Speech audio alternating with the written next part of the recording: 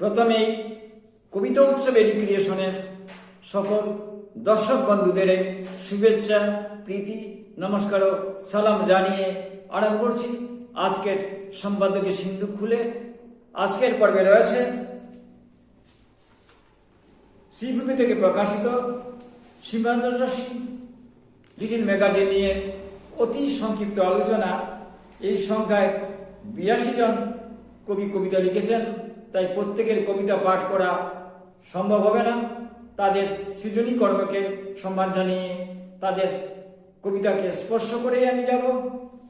দক্ষিণ আসামের শ্রীভূমি থেকে বের হয়েছে সীমান্ত রশ্মি, একাদশ সংখ্যা, বইমেলা ডিসেম্বর 2025।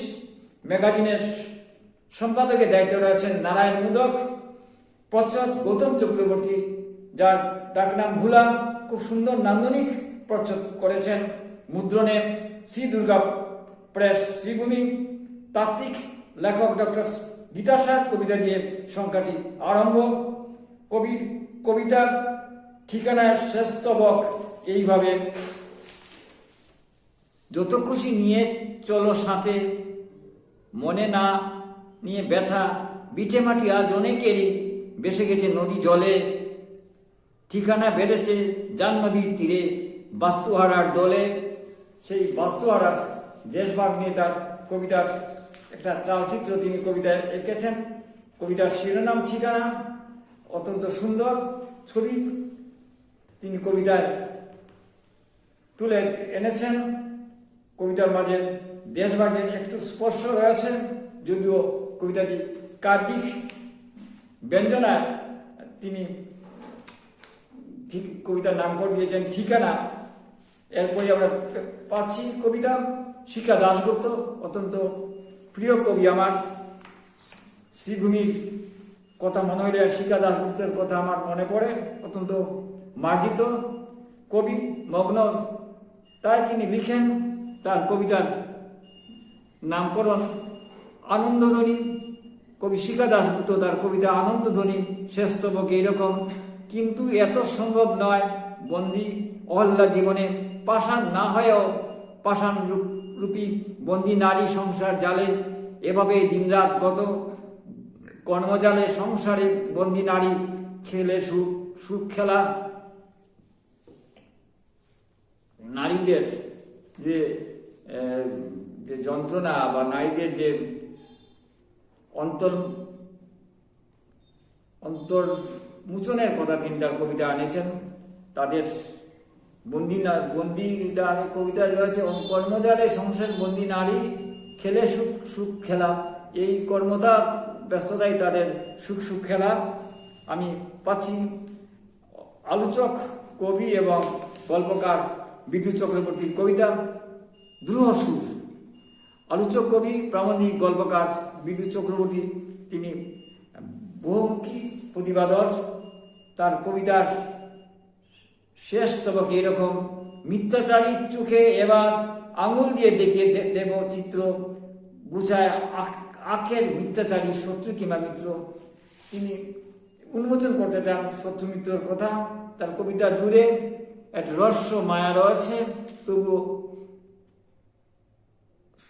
আমি আরেকটু করে নিচ্ছি আরেকটি অংশ। তার আরম্ভ ছিল এইভাবে: চাঁদ, ফুল, নদী, বৃষ্টি ছাড়াও স্বচ্ছ একটা জগৎ আছে বটে, আসুক না সে কবিতারই হাত ধরে।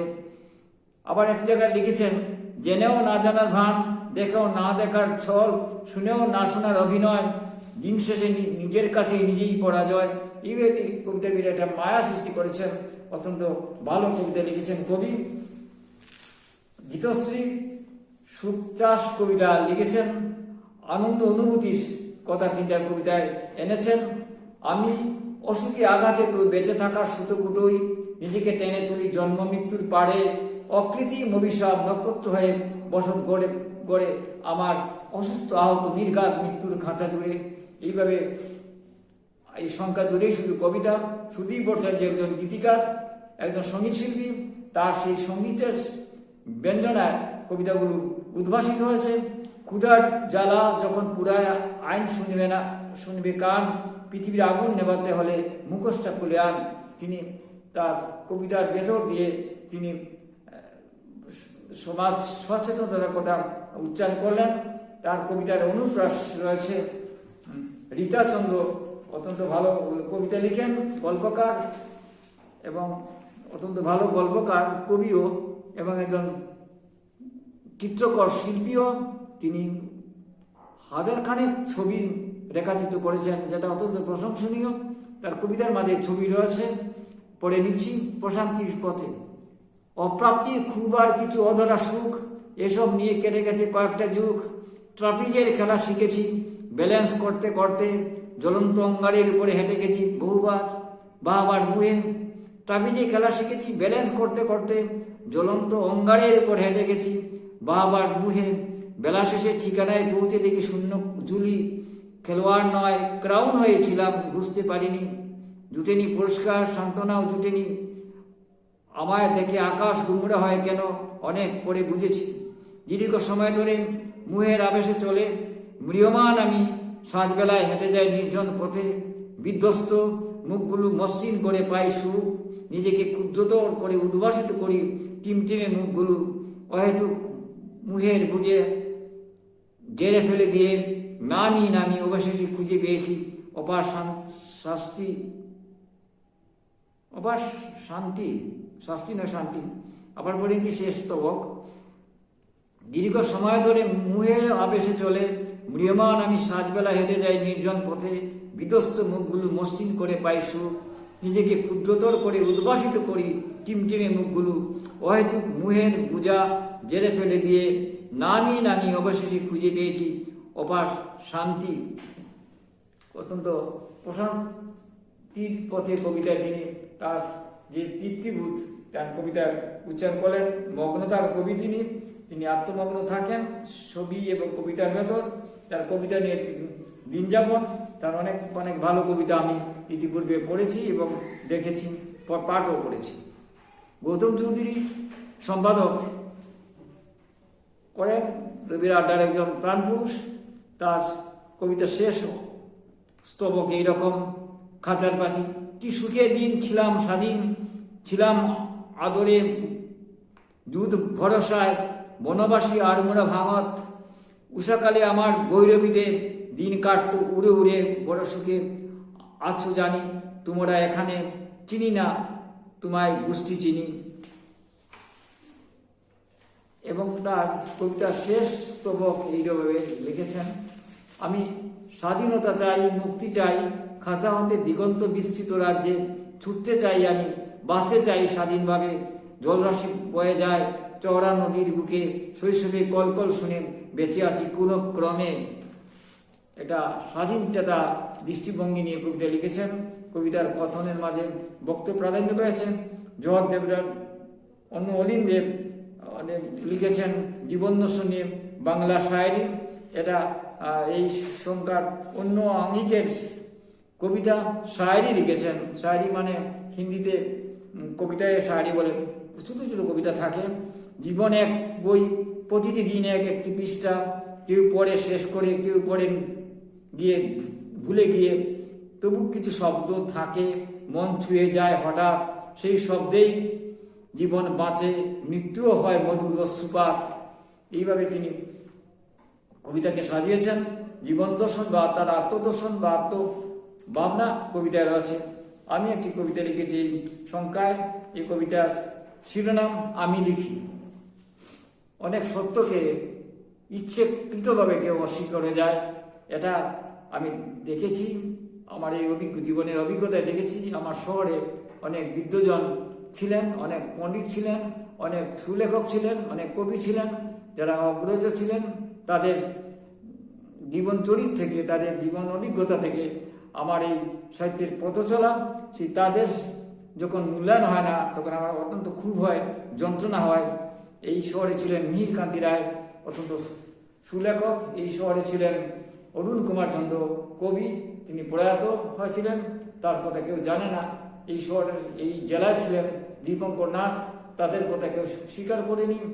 এই অঞ্চলে এইভাবে অনেক কবি শিল্পীরা ছিলেন, তাদের কথা শুনে আমি তাদের সৃজনকর্ম পড়ে আমি এত বেশি আপ্লুত হয়েছিলাম, তাদেরকে মনে রেখে এই কবিতাটি লিখেছিলাম। আমি লিখি, হাজার হাজার হাততালিগুলো উড়ে আসছিল পাখিদের জাঁকের মতো, সেই সঙ্গে শব্দ শোনা যাচ্ছিল মাঙ্গলিক শঙ্খধ্বনির মতন, সাধু সাধু। কেবল তখন আমি ভালোবাসার অমুক কবিতা পড়েছিলাম, কেবল তখন আমি ভালোবাসার অমুক কবিতা পড়েছিলাম। ঠোঁটে হাসি ঝুলিয়ে নিপুণ অভিনয় মুদ্রায় যারা পা দিয়ে মারিয়ে অস্বীকার করে, তারা খুনি প্রবঞ্চকের মতন, অপরাধী মহাপাতক নিকৃষ্ট আত্মঘাতী লোক। সেই সব মুখোশি চিনতে কখনো আমার ভুল হয় না, তাদের আমি ঘৃণা করি। ঘৃণা ঈশ্বরের অভিশাপ, বজ্রপাত নাম এক্ষুনি জাগিয়ে জীবন ঘিরে ভুল দ্রষ্টা, এই অপরাধ ক্ষমাহীন। সেই যে মুখোশি চিনতে কখনো আমার ভুল হয় না, তাদের আমি ঘৃণা করি। ঘৃণা ঈশ্বরের অভিশাপে বজ্রপাত নাম এক্ষুনি জাগিয়ে জীবন ঘিরে ভুল দ্রষ্টা, এই অপরাধ ক্ষমাহীন। যারা কালো সাদা দ্বন্দ্বের লক্ষণ রেখা আঁকে, বিভাজন লিঙ্গের বৈষম্য নিয়ে অহংকারী কথা বলে, আমি তাদের ঘৃণা করি। আধিপত্য লড়াইয়ে তাড়িত করেছে দেশ থেকে লোক, তাদের হৃদয় স্পর্শ করি আমি।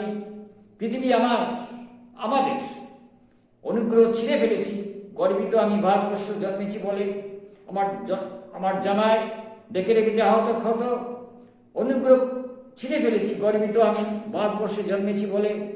আমার জামায় ডেকে রেখেছে আহত ক্ষত, কত কত অপমান লাঞ্ছনার চাবুকের দাগ, কত কত অপমান লাঞ্ছনা চাবুকের দাগ, কত কতবার কালো সাদা, কত কতবার কালো কাদা ছিটিয়ে দিয়েছে ওরা। কত ঋতু এলো, কত বৃষ্টি জলে ভিজে টুইটুম্বুর হলাম, কিন্তু অপমানের আহত চিহ্ন ধুয়ে মুছে গেল না।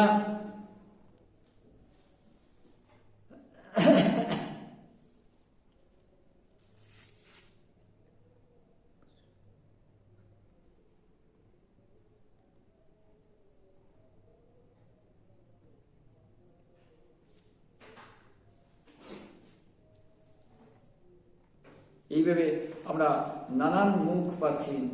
হতে চায় বৃক্ষ, তিনি প্রত্যাশার করলেন কবি অভিষেক সেন। এমন এক বৃক্ষ যাকে নিচু হয়ে নয়, মাথা উঁচু করে দেখতে হয়, একদিন ঠিক একটা বৃক্ষ হব। আত্মবিশ্বাসী কবিতা আমরা অভিষেক সেনের কাছ থেকে পেলাম। গোপালচন্দ্র দাস সংকট সমাধান, তিনি অন্য আঙ্গিকে কবিতা লিখলেন। বাসি দান আর ঘোলা জলের গন্ধে পায়ে হেঁটে চলে এলেন জীবনানন্দ। জীবনানন্দ তার কবিতার তাকে আপ্লুত করেছে। জীবনানন্দ তিনি অবুদ্বুদ্ধ হয়েছেন, সেই কথাই তিনি তার কবিতার জুড়ে উচ্চারণ করলেন। শৌকত চক্রবর্তী তার কবিতার ভেতর, তুমি না হয় ঘরের কোণে পড়ে থাকা ড্রামটাতে রেখে দিলে জল ভরে, আমি বাজার থেকে মাছ সবজি এনে রেখে দিলাম ফ্রিজে, তারপর দুজন মিলে বেরিয়ে পড়লাম রাস্তার ধারে ফুচকা খেতে। এই ফুচকা বেশ দুটি কবিতার মাঝে আমরা পাচ্ছি। ফুচকা একটা প্রতীক হয়ে এখানে চলে এসেছে। দুজন মিলে চলাচল জীবনের কথা তার কাব্য ভাষায় চলে এসেছে। বাহাদুর ইসলাম মজুমদার একজন গল্পকার ও কবি ও বিখ্যাত কবি মাসুক আহমেদের জ্যেষ্ঠ পুত্র। তার স্বাভাবিক কবিতার কবিতা তার রক্তের ধবনীতে রয়েছেন। বরফ গলছে দেখো মেরু অঞ্চলে। এইভাবে নানান কবিতা আমরা পাচ্ছি। সৌম্যজিৎ দাস, অহংকারের যুদ্ধে হেরে জয়, অহংকার ভাঙলে মন পায় আলো, হাড়ের ভেতর লুকিয়ে থাকে ভালো, যে হারায় দম্ভ সেই তো জয়ী, অহংকারের যুদ্ধে হারা সেই সত্যদায়ী। এই নানান কথা পাচ্ছি কবিতার ভেতর। সৌম্যজিৎ দাস সহজভাবে লিখলেন, হয়তো সম্ভাবনাময় কবি, নতুন লিখছেন, তবু তার কবিতাটি ভালো লেগেছে। এসব মুখোমুখি বসি। নির্মল দেবনাথ, নির্মল তার কবিতায় লিখলেন, যখন ট্রেন ছুটে চলে আর আমি জানালায় চোখ রাখি, তোমাকে নিয়ে ভাবি, মনে হয় স্বপ্নেরা আজও পিছু ছাড়েনি, তারা চুপচাপ ভেসে বেড়ায় আকাশে, আর আমি শিখে যাই ভবিষ্যতের পথে হাঁটতে হাঁটতেই কখনো কখনো স্বপ্ন আঁকাও সম্ভব। স্বপ্ন দেখছেন তিনি তার স্মৃতি তাকে তাড়িত করছে। পিকে রায় লিখছেন তার কবিতায়, হয়তো এবার এই গ্রহটাই ভেঙে পড়বে, হয়ে যাবে কয়লা খাদ। তিনি এক এক অসম্ভব এক অসম্ভব এক দুশ্চিন্তায় আপ্লুত তার কবিতা ভাঙন, চারিদিকে যে অবস্থা দেখছে তা নিয়ে তার কবিতাটি একটা হতাশার ছবি আমরা করতে পারছি, কিন্তু আমরা হতাশা চাই না। আমরা পাচ্ছি দৈনিক কবিতা শুক্লা মিশ্র লিখলেন, অবহেলা করোনা কন্যা সন্তানে, স্বর্গ নামায় তারাও এই ভারতের মাটিতে। কন্যা সন্তানের নিয়ে নানান দুশ্চিন্তা উদ্বেগ মানুষে থাকে, তাই তিনি একটা আশ্বাস বাণী শোনালেন তার কবিতার ভিতর। কৃষ্ণচন্দ্রনাথ তার কবিতা লিখলেন, গ্রাম ছেড়ে ওই রাঙ্গামাটির পথ আমার মন ভুলায় রে। রবীন্দ্রনাথ তাকে আপ্লুত করেছে, সেই কথাই তার কবিতার ভেতর দিয়ে উচ্চারিত হলো। হার্ট থ্রব এর বিদায় কবিতায় প্রতিমরাগ ভট্টাচার্য তার কবিতায় লিখলেন, চাঁদের আলোয় হাতের মাঝে হাত রাখো জবে, মনের ভেতর প্রেমের নদী বইতে থাকে রবে, প্রতিদিনই তোমার সাথে কাটুক স্বপ্ন ভরা। এইভাবে স্বপ্নময় একটা কবিতা আমাদের উপহার দিলেন পৃথ্বীরাজ ভট্টাচার্য। বিজন বোস সবসময় ভালো লিখেন, তার কবিতার মাঝে নামকরণ থেকে সব কিছুর মাঝে একটা ব্যতিক্রমী ভাবনা থাকে। আর কত নিচে নামাবেন মহাশয়, তার কবিতা সেই প্রতিফলন আমরা পাচ্ছি। ইদানিং আবার একদল তাবেদার জুটিয়ে বেঁচে গেছে সংস্কৃতি কর্মীদের টার্গেট করে শুরু করেছেন হাসি মস্করার, আপনার অনুগত নিম্ন মেধার অনুসারীদের দিচ্ছে জোর হাততালি। আর কত নিচে নামবেন মহাশয়, আর কত নিচে।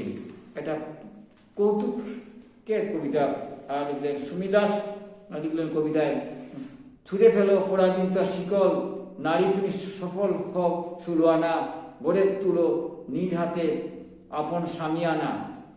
একটা আত্মবিশ্বাসের কবিতা তিনি শোনালেন।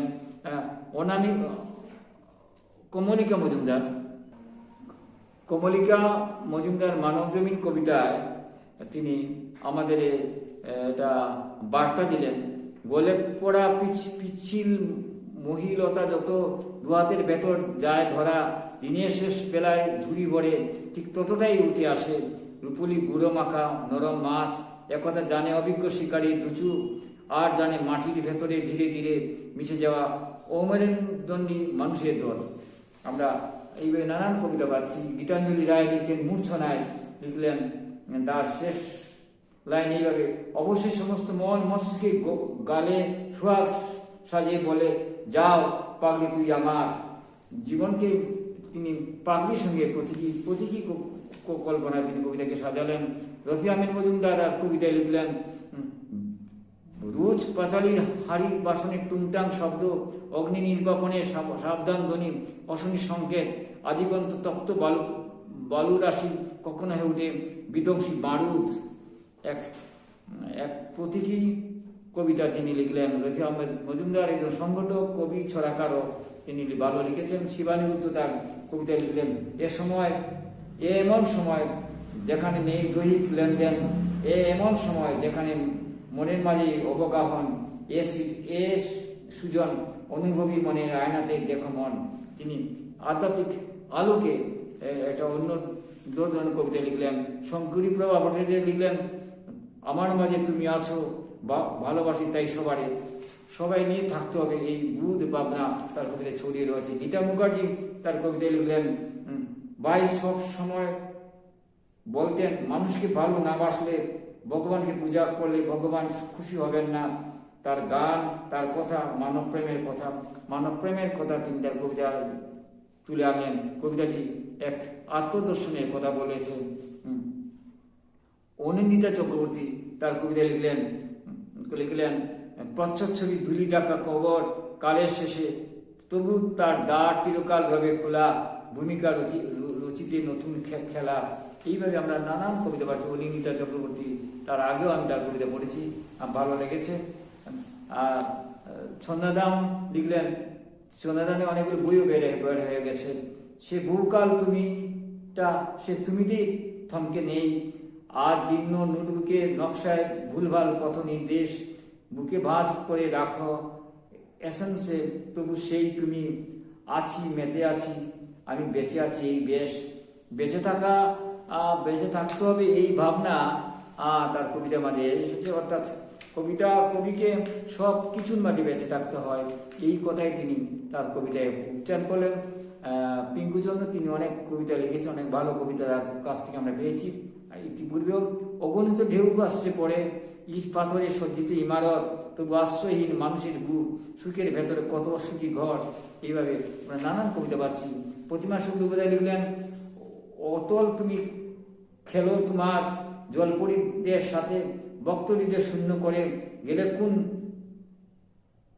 পেগল দাঁতে, অর্ধেক জীবন ছিল ভীষণ প্রখর, তোমার সমাধি জানে কত যে মুখর, ইত্যাদি।